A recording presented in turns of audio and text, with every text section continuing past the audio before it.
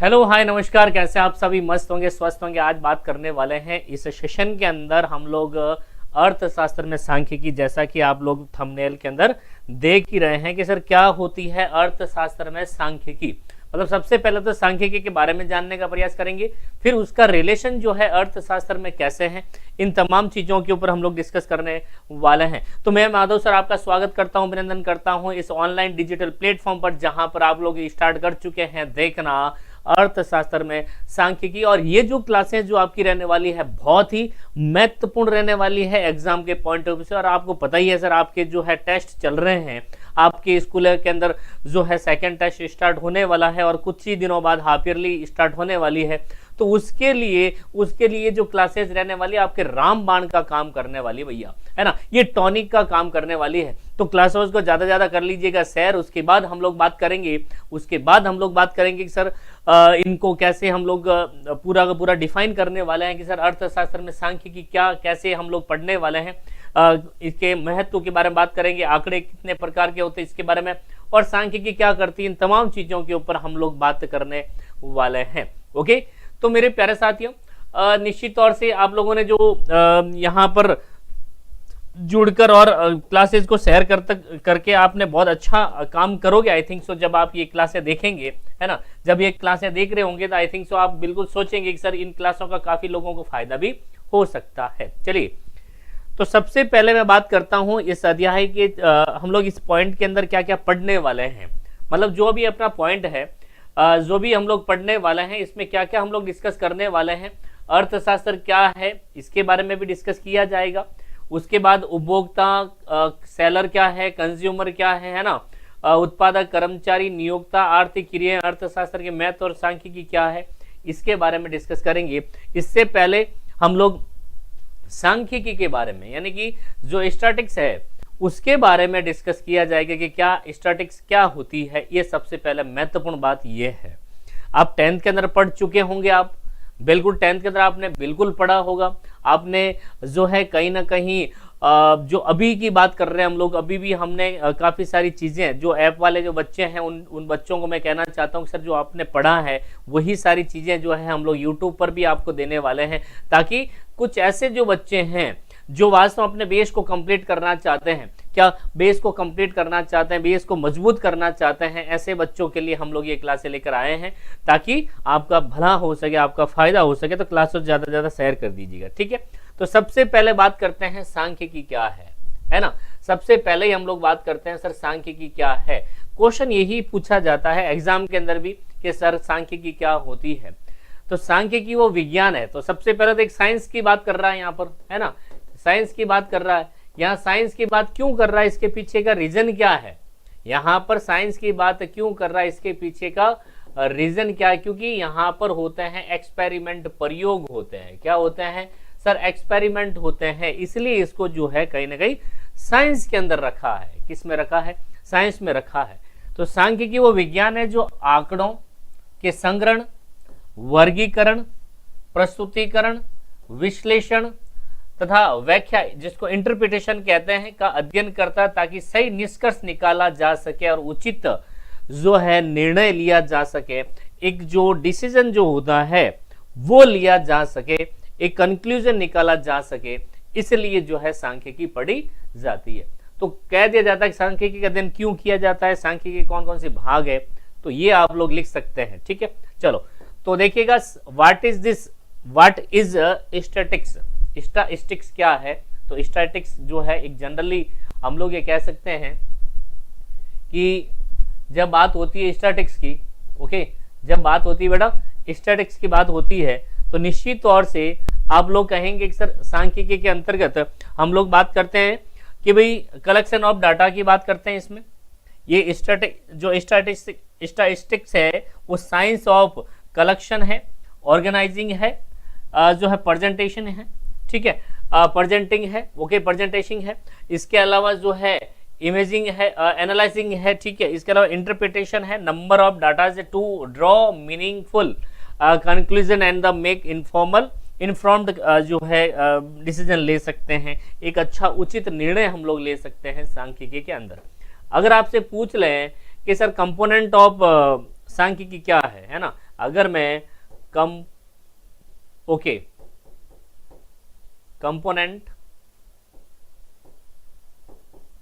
Of statistics, तो आप क्या क्या लिखेंगे, यानी घटक की बात कर रहा है, किसकी बात कर रहा है, घटक की बात कर रहा है, कंपोनेंट की यहां पर बात कर रहा है। ओके, तो कंपोनेंट्स क्या क्या है इसमें, सिंपल से है सर। एक तो सबसे पहले बात करेंगे कलेक्शन की। ओके, हम लोग बात करेंगे बेटा कलेक्शन की। इसके अलावा बात करेंगे क्लासिफिकेशन की। ओके, क्लासिफिकेशन की, किसकी, क्लासिफिकेशन की बात करेंगे। इसके अलावा बात करेंगे प्रेजेंटेशन की।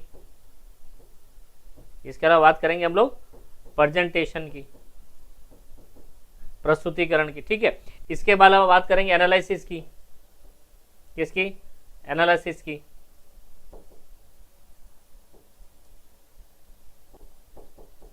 ठीक है, इसके अलावा जो इंटरप्रिटेशन होता है, व्याख्या जिसको कहते हैं, क्या है बेटा, इंटरप्रिटेशन। ठीक है, तो ये कंपोनेंट है, ये क्या बेटा, कंपोनेंट रहने वाले हैं किसके सर, ये कंपोनेंट रहने वाला है सांख्यिकी के। किसके रहने वाला है, सांख्यिकी के कंपोनेंट्स रहने वाला है। चलिएगा आगे बढ़ते हैं जी।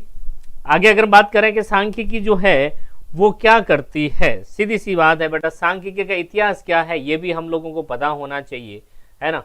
हम लोगों को पता होना चाहिए कि सर क्या सांख्यिकी का मतलब क्या होता है, ये भी हमें पता होना चाहिए। चलिए तो देखिएगा, सांख्यिकी का इतिहास, इतिहास का मतलब जो है हिस्ट्री ऑफ जो स्टैटिक्स है, कि स्टैटिक्स शब्द जो है लैटिन भाषा का वर्ड है, किसका, यानी स्टेटस की बात यहां पर कर रहा है। किसकी बात कर रहा है, जो है कह सकते हैं इतावली शब्द जो स्टैट से बना है।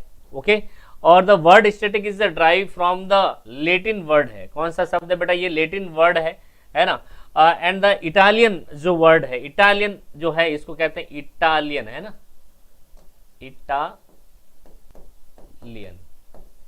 कौन सा वर्ड है बेटा, एक तरह से कह सकते हैं आप लोग इटालियन वर्ड से बना हुआ है। और स्टेटस का मतलब होता है स्टेट, यानी कि राज्य की यहाँ बात कर रहा है। किसकी बात कर रहा है, इसका अर्थ की बात करते हैं। क्या सर, अगर मैं बात करूं कि सर स्टेटस का मतलब क्या होता है, सर इसका मतलब होता है स्टेट। क्या होता है, स्टेट का मतलब होता है राज्य की यहाँ बात कर रहा है। ठीक है, और राज्य का व्यक्ति, मतलब स्टैटिक्स का स्टा का मतलब क्या होता है, इसका मतलब क्या होता है बेटा, राज्य का व्यक्ति, स्टेटमैन की बात कर रहा है। तो originally statics was use by the government, यानी गवर्नमेंट के लिए यूज हुआ है।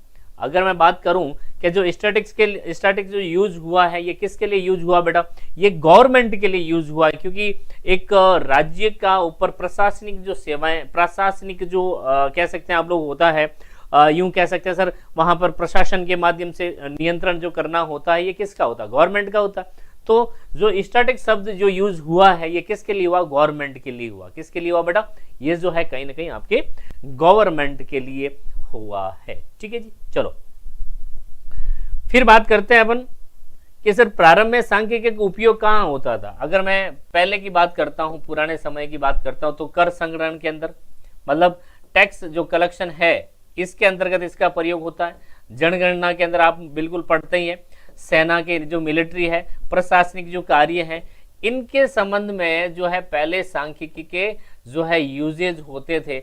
आजकल की बात करें, आधुनिक मॉडर्न अगर युग की बात करें, तो आजकल तो खूब सारे सेक्टर है, जैसे अपने एजुकेशन है, स्पोर्ट्स है, स्पोर्ट्स में सबसे ज्यादा होता है। अभी कैसे मैं बताऊंगा आपको, अगर कोई मान लीजिए जैसे कोई दो टीम खेल रही है, तो अच्छी कौन सी खेल रही है, इसमें सांख्यिकी का बहुत ज्यादा योगदान होता है। ठीक है, मतलब जो ग्राफिकल प्रेजेंटेशन होता है, जो आंकड़े आपको कलेक्ट करके टीवी पे जो बताया जाता है, ये सब क्या है बेटा, ये सांख्यिकी है। क्या कहते हैं इसको, इसको सांख्यिकी कहा जाता है। तो प्रारंभ में इसका उपयोग जो टैक्स कलेक्शन के अंदर, जैसे मान लीजिए टैक्स जो कलेक्शन कैसे होता है, टैक्स कितना लगना चाहिए, ओके, जैसे टैक्स रेट क्या होनी चाहिए, इसकी बात यहाँ पर की जाती है सर, है ना। टैक्स जो रेट है वो क्या होनी चाहिए, इसके अलावा जो टैक्स रेट के अलावा टैक्स पीरियड क्या होना चाहिए, ओके, टैक्स पीरियड क्या होना चाहिए, इसके अलावा टैक्स में रिबेट कितनी होनी चाहिए, ओके, रिबेट यानी कि छूट कितनी होनी चाहिए, ये तमाम चीजें जो है कहीं ना कहीं क्या है, ये इसके अंतर्गत होती है। फिर अगर हम बात करें जो है सेंसस के अंदर, है ना, जो सेंसस है यानी कि जो जनगणना, इसमें अलग अलग जनगणना का मेथड क्या होना चाहिए, ओके, इसके मेथड कौन कौन से होने चाहिए, इसके लिए और क्या क्या डाटा कलेक्शन कौन कौन से हैं। मिलिट्री सेना के लिए मतलब कोई भी अगर मान लीजिए सेना, मिलिट्री की यहाँ पर बात की जा रही, कोई भी सेना की अगर हम बात करें तो वो किस प्रकार से अपनी प्लानिंग बनाती है, किस प्रकार से अपने निर्णय बनाती है ना, प्रशासनिक सेवाएं हैं, तो ये तमाम चीजें जो है कहीं ना कहीं इसके अंदर सांख्यिकी का बहुत बड़ा योगदान है। ठीक है, फिर बात करते हैं आधुनिक युग में सांख्यिकी का क्या उपयोग है। देखो, अर्थशास्त्र के अंदर आप लोग देख पा रहे होंगे, अर्थशास्त्र के अंदर सांख्यिकी का प्रयोग किया जाता है और बुक का नाम भी यही है अपने, अर्थशास्त्र में सांख्यिकी। चाहे वो ग्राफिकल प्रेजेंटेशन हो, चाहे वो किसी प्रकार के कोई आंकड़ों के संग्रहण की बात की जाती है, तो उसमें हम लोग सांख्यिकी का प्रयोग करते हैं। विज्ञान में भी होता है, बिल्कुल ठीक है, शिक्षा के अंदर एजुकेशन में भी होता है, कृषि की, एग्रीकल्चर की बात करें, हम लोग उद्योग की बात करें, ठीक है, किसकी बात करें बेटा, उद्योग की बात करें, हम लोग ट्रेड की बात करें, हम लोग बीमा बैंकिंग की बात करें, हम लोग जो है रिसर्च की बात करें, तो यहाँ पर सभी क्षेत्रों के अंदर कहीं ना कहीं किसकी बात होती है सर, स्टैटिस्टिक्स की बात होती है। किसकी? स्टैटिस्टिक्स की बात होती है, ये आपको ध्यान में रखना है। ठीक है जी, तो ये कहीं ना कहीं इसके क्षेत्र भी कह सकते हैं क्या भाई, स्टैटिक्स सेक्टर की बात करते हैं, सेक्टर ऑफ स्टैटिक्स। ठीक है जी, सेक्टर ऑफ स्टैटिक्स की यहाँ पर बात की जाती है। ठीक है, चलो फिर बात करते हैं सांख्यिकी के जनक के बारे में, यानी फादर ऑफ स्टैटिक्स कौन है। तो हालांकि अगर हम भारतीय परिप्रेक्ष्य से सोचें तो उनके जनक अलग है, और अगर हम ओवरऑल जो है एंटायर इकोनॉमी के बारे में सोचें, एंटायर वर्ल्ड के बारे में सोचें, तो उनके जो जनक है वो कौन है सर, रोनाल्ड ए फिशर है। क्या है? रोनाल्डो या रोनाल्ड ए फिशर के नाम से जाने जाते हैं, जिनको आधुनिक सांख्यिकी के जनक माने जाते हैं। ये इंपॉर्टेंट है बेटा, ये जो आपके जो है एक तरह से कह सकते हैं बहुत ही इंपॉर्टेंट इंफॉर्मेशन है, इंपॉर्टेंट इंफॉर्मेशन। ठीक है, क्या है? इंपॉर्टेंट इंफॉर्मेशन है कि अगर आपको फादर ऑफ स्टैटिस्टिक्स के बारे में पूछ लें तो आप क्या कहोगे सर, रोनाल्ड ए फिशर है। तो आपने कहीं ना कहीं इंडेक्स पढ़े होंगे बेटा, है ना, आपने कहीं ना कहीं इंडेक्स पढ़े होंगे। इंडेक्स जो है कहीं ना कहीं आपने एक फिशर इंडेक्स पढ़ा होगा, इंडेक्स के अंदर एक पढ़ा होगा फिशर जो इंडेक्स भी पढ़ा होगा। तो इनका सबसे बड़ा जो योगदान जो है इंडेक्स के अंदर माना जाता है। किस में माना जाता है? यानी कि सूचकांक, है ना, इंडेक्स का मतलब क्या होता है? सूचकांक के अंदर इनका सबसे बड़ा योगदान माना जाता है। इसके अलावा अगर हम कोरिलेशन की बात करें, इसके अलावा हमने डिस्प्लेशन की बात करेंगे, अपकिरण की बात करेंगे, तो खूब सारे ऐसे इन्होंने अपना योगदान दिया है बेटा। ठीक है, चलो आगे बढ़ते हैं जी। फिर अन्य महत्वपूर्ण नाम की बात करें और किन किन का योगदान है, जैसे वैज्ञानिक, यानी कि ये जो है कह सकते हैं वैज्ञानिक किस चीज के वैज्ञानिक है, ये जो सांख्यिकी के वैज्ञानिक के नाम। तो कार्ल पियर्सन है, जो हम लोग 11th के अंदर पढ़ने भी वाले हैं, कार्ल पियर्सन कोरिलेशन के बारे में। ओके, कार्ल पियर्सन कोरिलेशन, तो इन्होंने जो है कोरिलेशन बताया है, ठीक है, और एक काई स्क्वायर टेस्ट बताया है। क्या बताया है? काई स्क्वायर टेस्ट इन्होंने बताया है। लेकिन आपके सिलेबस के अंदर केवल और केवल यही पॉइंट है। क्या है? आपके सिलेबस के अंदर यही आपका पॉइंट रहने वाला है।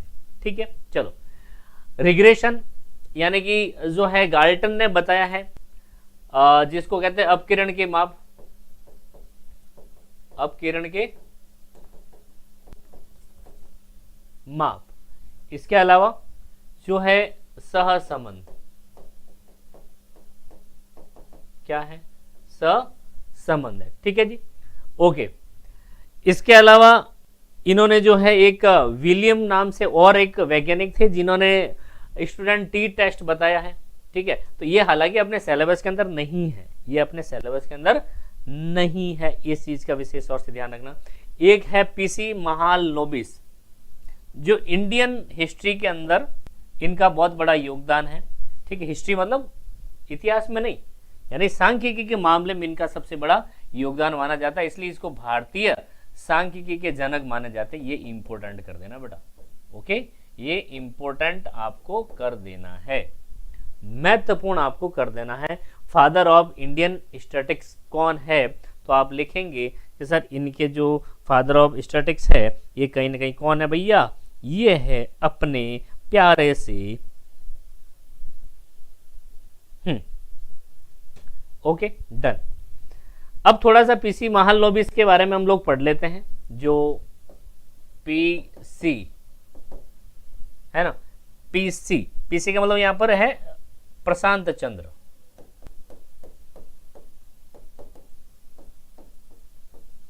कौन है पीसी प्रशांत चंद्र, इसका नाम क्या है बेटा, प्रशांत चंद्र है। महालनोबिस इनके जो सरनेम है, ठीक है जी, ओके। तो इनका योगदान की बात करें, सबसे पहले इंडियन स्टैटिस्टिकल इंस्टीट्यूट यानी कि आईएसआई की स्थापना 1931 के अंदर इन्होंने करी थी, तो ये बहुत बड़ा योगदान इनका है ना। इसके अलावा राष्ट्रीय नमूना सर्वेक्षण एनएसएस जो है नेशनल जो इंट्रोड्यूस सैंपल सर्वे मेथड का इन्होंने जो है एक मेथड बताया है, ठीक है। भारत की पंचवर्षीय योजनाओं के ये अंदर इनका योगदान होता है, बहुत इंपॉर्टेंट है। यानी 5 ईयर जो प्लानिंग है, जो आपने 11th के अंदर पढ़नी भी आई थिंक सो मैंने पढ़ा दी होगी आपको, ओके। जो बच्चे ऐप से जुड़े हुए उन सभी को पता होगा कि सर 5 ईयर जो प्लानिंग है वो कितनी है बेटा, जो है 12 आ चुकी है, यानी 12 5 ईयर प्लानिंग थी। और लास्ट जो फर्स्ट की बात करते हैं अपन, तो 1951 से 1956 1951 से लगकर जो है 1956 तक थी। और मैं लास्ट की बात करता हूं, यानी कि जो 12वीं पंचवर्षीय योजना है वो जो है 2012 से लगाकर 2017 तक जो है ये लास्ट पंचवर्षीय योजनाएं थी। तो नोट में क्या कह रहा है कि सर जो पीसी महालनोबिस है, जो प्रशांत चंद्र है, कौन है, जो प्रशांत चंद्र है महालनोबिस, ठीक है, Prasanta Chandra Mahalanobis is now a father of Indian statistics, ठीक है। ये इंपॉर्टेंट है बेटा, ये इंपॉर्टेंट है, ये वाली बात आपको जो है ध्यान में रखनी है, ठीक है जी। चलिए, तो ये चीजें कुछ इंपॉर्टेंट थी, मैंने आपको बताई है। फिर बात करते हैं सांख्यिकी के प्रस्तुत जो है प्रसिद्ध जो पुस्तकें कौन कौन सी है, ये थोड़ा सा हम लोग देख लेते हैं, ओके। सबसे पहले बात करते हैं हम लोग statics method for the research worker, जो सर रोनाल्ड ए फिशर की दे रखी है। इसके अलावा द डिजाइन ऑफ जो है एक्सपेरिमेंट, ये सर रोनाल्ड ए फिशर ने दे रखी है, उनकी दे रखी है। द ग्रामर ऑफ साइंस की बात करें, कार्ल पियर्सन की है, okay. Contribution of mathematical statics जो है पीसी महालनोबिस की है। तो ये कुछ एक पुस्तकों के नाम भी जो है आपको थोड़ा सा ध्यान रखना है, ठीक है। चलो फिर बात करते हैं महत्वपूर्ण शब्दावली के बारे में, जो आपके पहले चैप्टर के अंदर दे रखा है, उनके बारे में आपको थोड़ा सा बता दूं कि सर ये पहला जो चैप्टर है ये आपके महत्वपूर्ण है, और यहाँ से छोटे छोटे कुछ वोकैबुलरीज की बात की जाती है। किसकी? वोकैबुलरीज की बात की जाती है। तो वोकैबुलरीज कौन कौन सी, वो सबसे पहले बात करते हैं। सबसे पहले बात करते हैं कंज्यूमर को लेकर। किसको लेकर बेटा? कंज्यूमर को लेकर बात करते हैं कि सर कंज्यूमर क्या है। वो व्यक्ति जो अपनी आवश्यकताओं की संतुष्टि के लिए वस्तुओं तथा सेवाओं का उपभोग करता है। ये क्या करता है, यानी कंज्यूमर कौन होगा? ये कहीं ना कहीं कंज्यूम करने वाला होगा। क्या करेगा बेटा? कंजप्शन करने का। क्या करेगा? कंजप्शन करेगा कि नहीं करेगा? बिल्कुल करेगा सर कंजप्शन। ये कंजप्शन किसका करेगा सर? ये गुड्स एंड सर्विसेज का करेगा। किसका? अगर मैं गुड्स की बात करता हूं और सर्विसेज की बात करता हूं,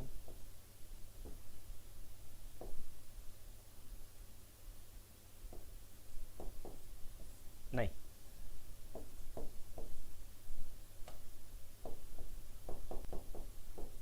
मैं गुड्स एंड सर्विसेज की बात करता हूं तो इनका सेवन करता है। इनका क्या करेगा?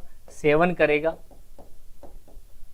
या कह सकते हैं उपभोग करेगा। क्या करेगा? उपभोग करने वाला जो व्यक्ति होता है उसको क्या कहते हैं? कंज्यूमर कहते हैं। सिंपल सी बात यही, कंज्यूमर किसे कहते हैं? तो consumer is the person who use goods and services, ठीक है, टू सेटिस्फाइंग या सेटिस्फाई यानी किसके लिए? संतुष्टि के लिए। किसके लिए? यानी कि संतुष्टि के लिए। और संतुष्टि यानी हिज और हर नीड यानी कि आवश्यकता की संतुष्टि के लिए। किसकी? जो आवश्यकता की जो संतुष्टि है उसके लिए क्या करता है बेटा? उसके लिए जो है अपने इन वस्तुओं सेवाओं का कंजप्शन करेगा। जैसे कि एग्जाम्पल के तौर पर अगर मैं कहूं कि अगर किसी व्यक्ति को प्यास लगी है, किसी व्यक्ति को क्या लगी बेटा? प्यास लगी है, तो उसको किसकी जरूरत पड़ेगी? वाटर की जरूरत पड़ेगी, यानी पानी की जरूरत पड़ेगी। तो पानी पिएगा तो वो क्या हो जाएगा बेटा? संतुष्ट हो जाएगा। क्या हो जाएगा? वो अगर प्यासा है तो उसको वांट्स किसकी होगी? उसकी नीड जो है किसके लिए होगी? तो सर कहेंगे सर पानी, पानी के लिए। ऑब्वियस है, पानी के लिए इधर उधर भागेगा। उसकी आवश्यकता किसकी है? पानी की है। तो ये पानी अगर उसको मिल जाएगा तो वो क्या हो जाएगा? व्यक्ति संतुष्ट हो जाएगा। क्या हो जाएगा? संतुष्ट होने वाला है। ठीक है जी, ठीक। आगे अब बात करते हैं विक्रेता की। किसकी बात करते हैं बेटा? हम लोग बात करने वाले हैं विक्रेता की बात करने वाले हैं, यानी कि सेलर कौन होता है? तो निश्चित तौर से सेलर जो होता है एक शॉपकीपर हो सकता है। मान लीजिए मैं कहता हूं बेटा एक व्यक्ति जो है, एक व्यक्ति जो है कहीं ना कहीं सेल करेगा। क्या करेगा? सेल करेगा। किसको? गुड्स एंड सर्विसेज को। गुड्स एंड, है ना, सर्विसेज को। ठीक है, किसके लिए सर? प्रॉफिट के लिए। किसके लिए? प्रॉफिट के लिए, यानी कि लाभ के लिए। अगर कोई व्यक्ति, अगर वो लाभ के लिए कोई व्यक्ति सेवाओं को बेचता है, गुड्स को बेचता है, तो उस व्यक्ति को क्या नाम देंगे बेटा? उस व्यक्ति को देंगे, नाम देंगे सेल।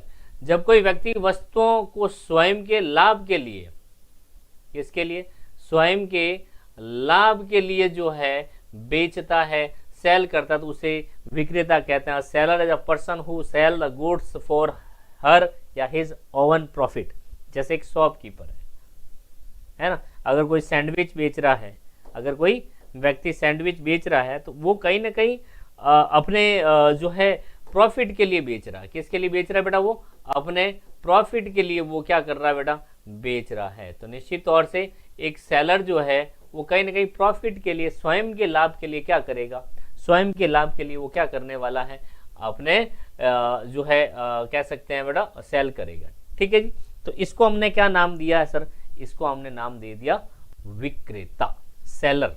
ठीक है, ओके, आगे बढ़ते हैं जी। एक होता है फिर उत्पादक, प्रोडक्टर, प्रोड्यूसर जिसको कहते हैं हम लोग।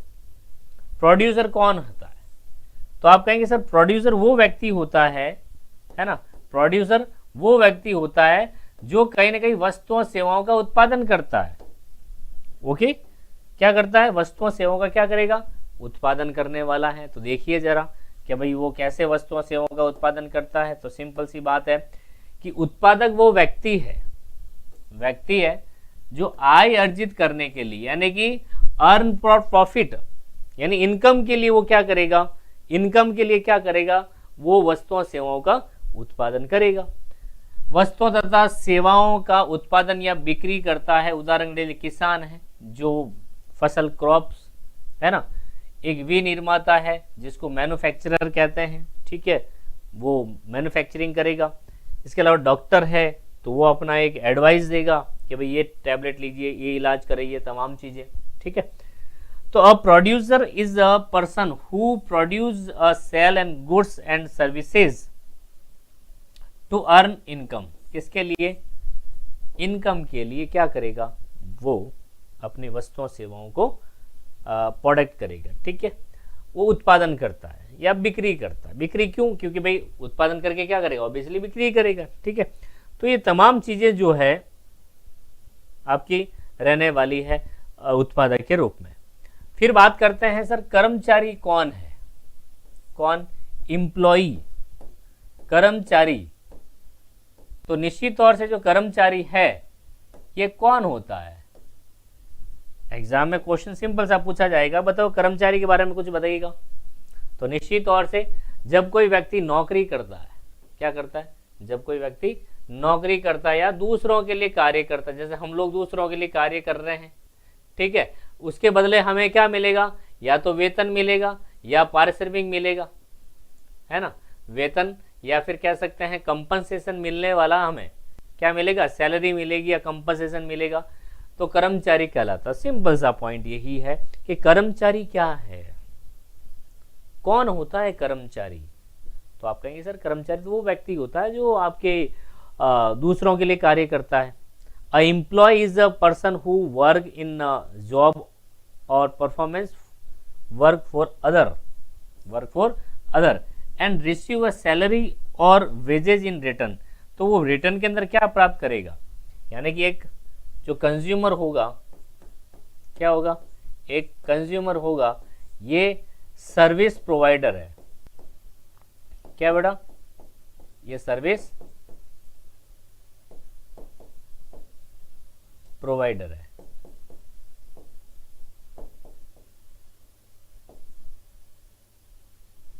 यार हाँ,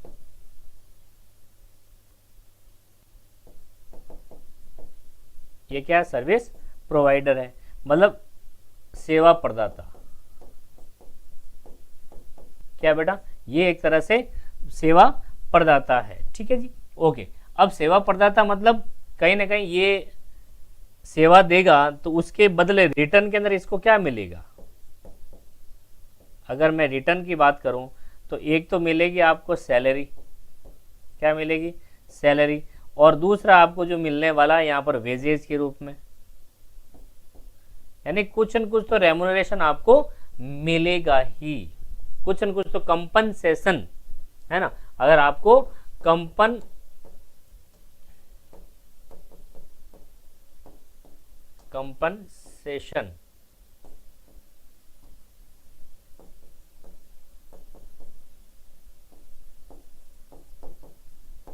ठीक है, कंपनसेशन तो आपको मिलेगा ही, जो मिलेगा, ठीक है जी। चलो फिर अगर मैं एम्प्लॉयर की बात करता हूं, सर्विस प्रोवाइडर, तो ये सर्विस प्रोवाइडर नहीं है फिर, ठीक है जी, ये सर्विस प्रोवाइडर नहीं है, ओके। हाँ ठीक है, तो देखो यहां पर नियोक्ता कौन होता है? तो जब कोई व्यक्ति भुगतान लेकर अन्य व्यक्तियों को सेवा प्रदान करता है तो उसे नियोक्ता कहते हैं। जैसे डॉक्टर है, वकील है, बैंकर है, भाई ये क्या करते हैं? भैया कहीं ना भुगतान लेते हैं, कुछ पेमेंट लेंगे और पेमेंट लेके क्या करेंगे? सेवाएं देंगे। उन्हें क्या कहता है? उन्हें कहते हैं नियोक्ता। क्या कहा जाएगा? एम्प्लॉयर कहते हैं, सर्विस प्रोवाइडर कहते हैं।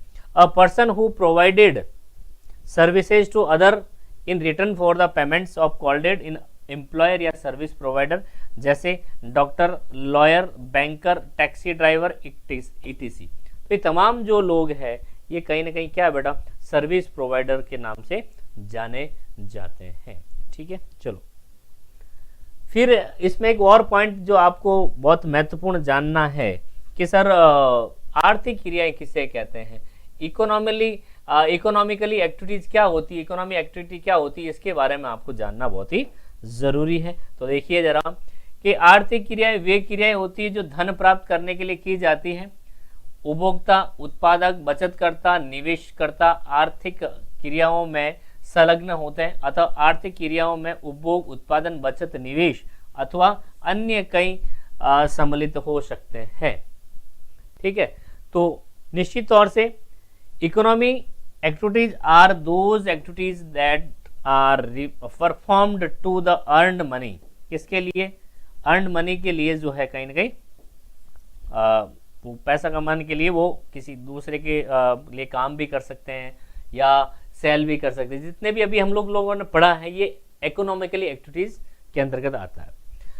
और इनकम के लिए जो कंज्यूमर है, प्रोड्यूसर है, जो है सेवर बचत करता है ना, जो पूंजी को उधार देता है, इन्वेस्टर है, आर इन्वॉल्व इन इकोनॉमिकली जो एक्टिविटीज के अंतर्गत आता है।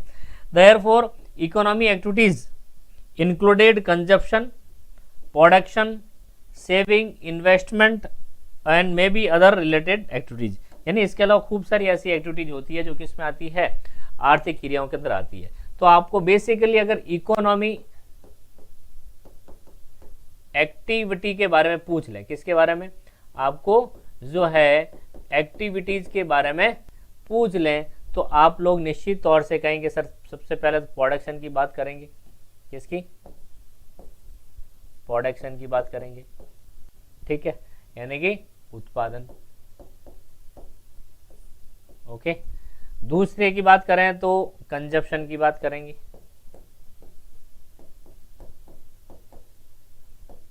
जिसको कहा जाता है उपभोग। क्या कहा जाता है, उपभोग कहा जाता है। फिर अगर मैं बात करूं डिस्ट्रीब्यूशन,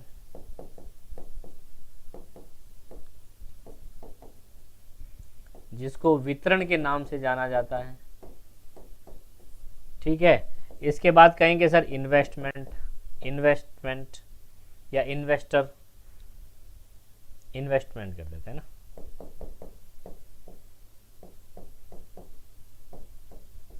निवेश, ठीक है। इसके अलावा एक्सचेंज यानी कि विनिमय।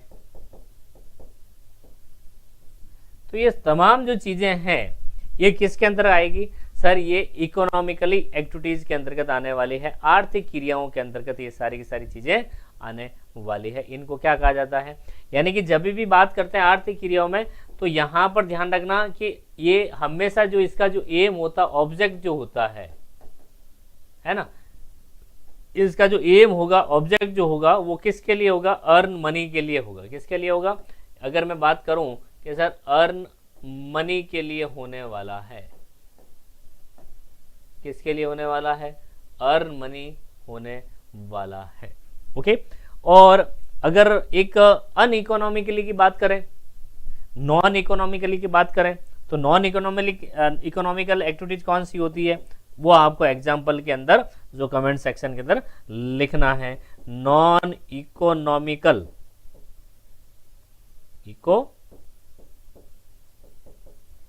एक्टिविटी, इसके एग्जाम्पल आपको लिखना है बेटा, इसके जो एग्जाम्पल है वो आपको कमेंट सेक्शन के अंदर लिखने हैं, ठीक है। चलो, तो ये तमाम चीजें जो है मैंने यहाँ पर बताई है। फिर बात करते हैं कि हाँ, अर्थशास्त्र के विभिन्न घटक, कंपोनेंट ऑफ जो इकोनॉमिक्स की बात करते हैं, तो कौन कौन से, सबसे पहले कंजप्शन की बात करेंगे, है ना। उपभोग वो क्रिया होती है जिसके द्वारा अपनी आवश्यकताओं के प्रत्येक संतुष्टि के लिए वस्तुओं सेवाओं की उपयोगिता मूल्य का प्रयोग किया जाता है, उसको क्या कहते हैं, कंजप्शन कहा जाता है। क्या कहा जाता है, उपभोग कहा जाता है। कि consumption is the activities through out which is the utility value of goods and services is use for the direct satisfaction for human wants and needs, यानी कि जो मानवीय आवश्यकताओं को संतुष्ट करने के लिए, किसके लिए, मानवीय आवश्यकताओं को संतुष्ट करने के लिए कहीं ना कहीं हम लोग कहते हैं सर ये एक्टिविटीज की जाती है, इसको क्या कहा जाता है, उपभोग कहा जाता है। क्या कहा जाता है, उपभोग की श्रेणी के अंदर इसको रखा जाता है। फिर बात करते हैं उत्पादन क्या है, प्रोडक्शन क्या है। तो देखो, उत्पादन वो प्रक्रिया जिसके द्वारा कच्चे माल को, जो रॉ मटेरियल होता है, किसका रॉ मटेरियल होता है, उसको कन्वर्ट किया जाता है किसमें, उपयोगी वस्तुओं के अंदर। जैसे मान लीजिए एक जनरल सा वुड है, यानी कि एक लकड़ी है, लकड़ी का लट्ठा है, उसको काट पीट के उसको अच्छे से डिजाइन देकर उसके दरवाजे बना दिए, तो ये क्या है, उत्पादन है। या फिर कह सकते हैं इंक्रीज इन यूटिलिटी, अगर किसी रॉ मटेरियल के अंतर्गत अगर मैं इंक्रीज करता हूं, उसकी यूटिलिटी को इंक्रीज करता हूं, है ना, अगर मैं इंक्रीज यूटिलिटी की बात करता हूं, है ना, यानी कि उपयोगिता में वृद्धि, उपयोगिता में वृद्धि, ठीक है, क्या, उपयोगिता में वृद्धि। तो ये भी किसके अंदर आएगा, ये भी जो है प्रोडक्शन के अंदर आएगा, ध्यान रखना, ये भी किस में आने वाला है, प्रोडक्शन के अंतर्गत आने वाला है, उत्पादन के अंतर्गत आने वाला है। Production is the process of the converting, देखो क्या है, एक प्रक्रिया है कन्वर्ट करने की, किसको, रॉ मटेरियल्स को, किसमें, यूजफुल या कह सकते हैं फिनिश गुड्स के अंदर, या इसको आप लोग फिनिश्ड गुड्स के नाम से भी जानते हैं, ठीक है। तो इसको हम लोग उत्पादन कहते हैं। फिर एक और होता है वितरण, डिस्ट्रीब्यूशन। क्या होता है, देखो कि भाई आय के वितरण से अभिप्राय, यानी कि इसको डिस्ट्रीब्यूशन को आप लोग दूसरे शब्दों में क्या कह सकते हैं, आय के वितरण से अभिप्राय उत्पादन के कारक। उत्पादन के कारक कौन कौन से, लैंड हो गया, लेबर हो गया, कैपिटल हो गया और इंटरप्रीन्योर हो गया, के स्वामियों के बीच सकल घरेलू उत्पाद यानी कि जीडीपी के वितरण से हैं, ठीक है। यानी कि distribution of income refer to the allocation, क्या है, allocation of the gross domestic product among the owner of the factor of production, land, labour, capital and entrepreneurship. मतलब जो भी उत्पादन के साधन है, क्या है बेटा, जो भी उत्पादन के क्या है, साधन है, इन उत्पादन के साधनों के अंतर्गत ये सारी की सारी जो जीडीपी है इसको डिस्ट्रीब्यूट करना, क्या करना, डिस्ट्रीब्यूट करना। अगर आपसे पूछ लें कि फैक्टर ऑफ प्रोडक्शन की बात कर रहे हैं, है ना, फैक्टर ऑफ प्रोडक्शन की बात करते हैं, तो आप निश्चित तौर से कहेंगे सर एक तो लैंड होता है, कैपिटल होता है, ठीक है। इसके अलावा कैपिटल के अलावा अगर हम बात करें, कैपिटल के अलावा बात करें तो यहां से हम लोग बात करेंगे लेबर की और इंटरप्रेन्योर। कौन होता है, इंटरप्रेन्योरशिप होता है, जिसको उद्यमिता के नाम से जानते हैं, ठीक है जी। तो ये तमाम जो लोग हैं ये उत्पादन के साधन हैं। अगर मैं इनके रिटर्न्स की बात करता हूं, यानी कि अगर मैं इनके रिटर्न्स की बात करता हूं, इनके जो सेवाएं देते हैं तो इनके बदले इनको क्या क्या मिलेगा।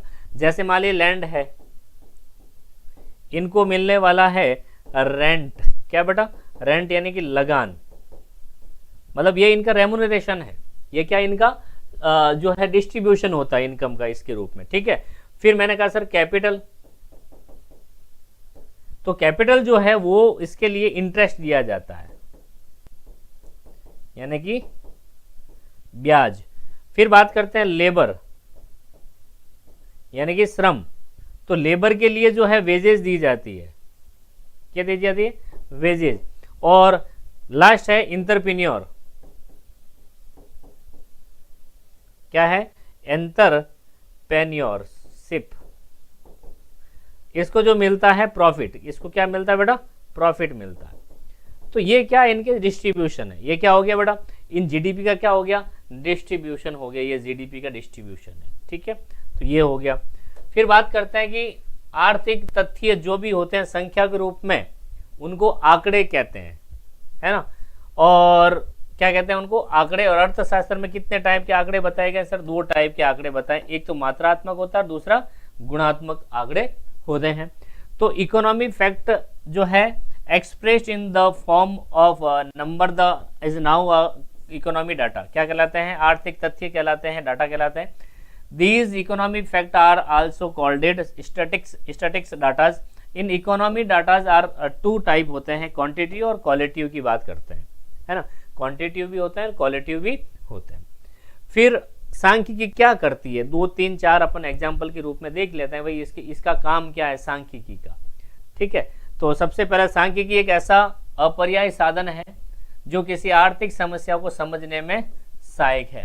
तो जो भी इकोनॉमिकली प्रॉब्लम्स होती है उसको आसानी से समझा जा सकता है, उसके लिए क्या है, एक तरह से टूल है, क्या है, इस तरह से एक तरह के क्या है बेटा, ये एक टूल होने वाला जिससे हम लोग क्या कर सकते हैं, सांख्यिकी का प्रयोग करते हैं ताकि इकोनॉमिकली जो भी प्रॉब्लम्स होती है उनको आसानी से समझ सकते हैं। जैसे अनएम्प्लॉयमेंट है ना, इसके अलावा जो इन्फ्लेशन है, मुद्रास्फीति है, इनको आसानी से समझने के लिए हम सांख्यिकी का प्रयोग करते हैं। सांख्यिकी की विभिन्न विधियों का प्रयोग करते हुए किसी आर्थिक समस्या के कारणों का गुणात्मक और मात्रात्मक तथ्यों की सहायता से खोजने का प्रयास करता है। By using the various statistical method are जो है it attempts to identify the cases of economy problem with the help of qualitative and quantitative data. तो हम लोग गुणात्मक और मात्रात्मक तथ्यों की सहायता से क्या कर सकते हैं, कुछ भी समस्या को समाधान जो हम लोग करने का प्रयास करते हैं। तो ये था अपना एक सांख्यिकी का हल्का फुल्का सा इंट्रोडक्शन, मतलब एक कह सकते हैं परिचय, जिसमें जो महत्वपूर्ण शब्दावलियां वोकैबुलरीज है, इसका इतिहास है, इसके कुछ एक इम्पोर्टेंट फैक्ट है, वो मैंने आपको बताया। तो मेरे प्यारे साथियों, इस क्लास को ज़्यादा से ज़्यादा शेयर करिएगा, लाइक करिएगा, और अपने जो भी सहपाठी उनमें शेयर भी जरूर कर देना है। ठीक है, तो सभी को नमस्ते, जय हिंद, जय भारत, नमस्ते।